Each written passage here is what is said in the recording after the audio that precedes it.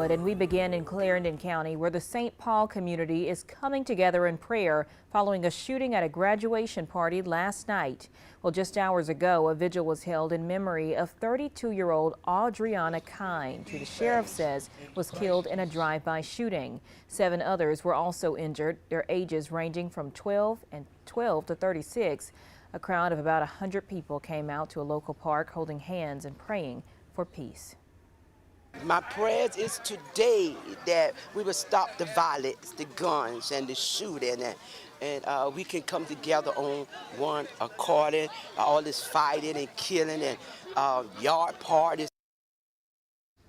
Well, the vigil took place about 3 miles from where the shooting happened last night on St. Paul Road. News 19's Walker Lawson has been there all day and has the latest on the investigation. The Clarendon County Sheriff's Office tells News 19 a graduation party was taking place at a home on St. Paul Road, where about 150 people were celebrating. Sheriff Tim Baxley says 2 vehicles appeared in the area. One stayed on the highway and the other pulled up to the event. Then shots were fired, injuring 7 people. An 8th victim, 32-year-old Audriana Kind, died at the hospital. Investigators say about 60 gun shell casings were recovered at the scene. They add it is unclear if the incident was targeted at a specific person or if anyone in the crowd returned fire.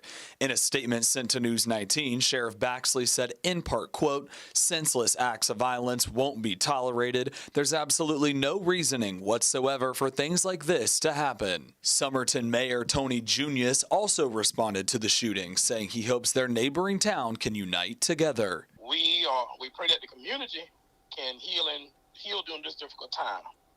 Families should not be in any position to have to worry about whether or not to have a family gathering together in their own front yard.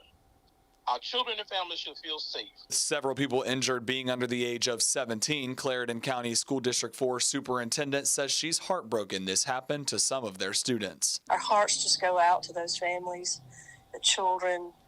Even though school is out, we're still their protectors in some ways, and when it's hard to protect someone given the kinds of violent acts that we're seeing, and you just don't think this will happen in your small town area, but it did, and it's awful. In Clarendon County, I'm Walker Lawson, News 19 WLTX.